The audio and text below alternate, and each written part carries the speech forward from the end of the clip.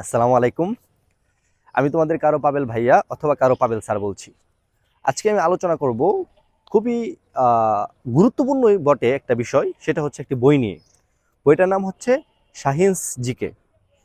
এই শাহিনস জিকে বইটা নিয়ে আলোচনা করার পূর্বে আমি এই বইয়ের রাইটার যিনি আছেন শাহিন ভাই, ওনার সম্পর্কে দুইটা কথা না বললেই নয়।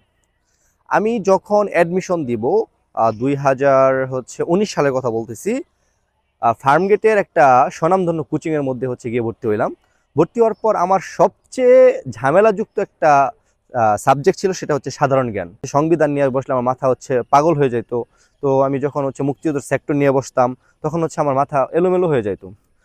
ওই সময় শাহিন ভাইয়ের আবির্ভাব ঘটলো এবং শাহিন ভাইয়ের মাধ্যমে আমি এই প্রত্যেকটা টপিক এত সুন্দর করে ক্লিয়ার হয়ে গেল আমার। মানে একটা টিচার, একটা মানুষ এত সুন্দর করে কিভাবে একটা টপিক বুঝাইতে পারে, এই শাহিন ভাইকে না দেখলে আমি বুঝতাম না।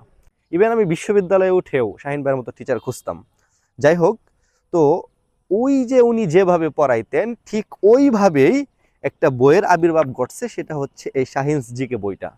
বিশ্বাস করেন ভাই, তো সুন্দর করে সিকোয়েন্স আকারে ধারাবাহিকভাবে একটা বই গুছানো যায়। এটা এই বইটা আমি না পড়লে বুঝতে পারতাম না। কারণ দেখেন, এই বইটা গতানুগতিক কোনো বইয়ের মতো না, একদম টোটালি ডিফারেন্ট একটা বই।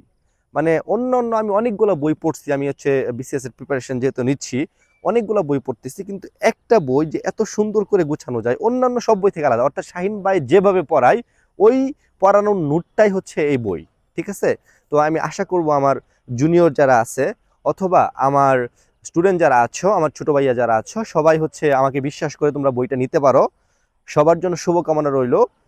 বইটার জন্য অবশ্যই শুভকামনা রইলো, কারণ এই বই আজকে আর কালকে আমি জানি বাংলাদেশের সেরা একটা বই হতে যাচ্ছে। সবাই ভালো থাকো, সুস্থ থাকো। আল্লাহ হাফেজ।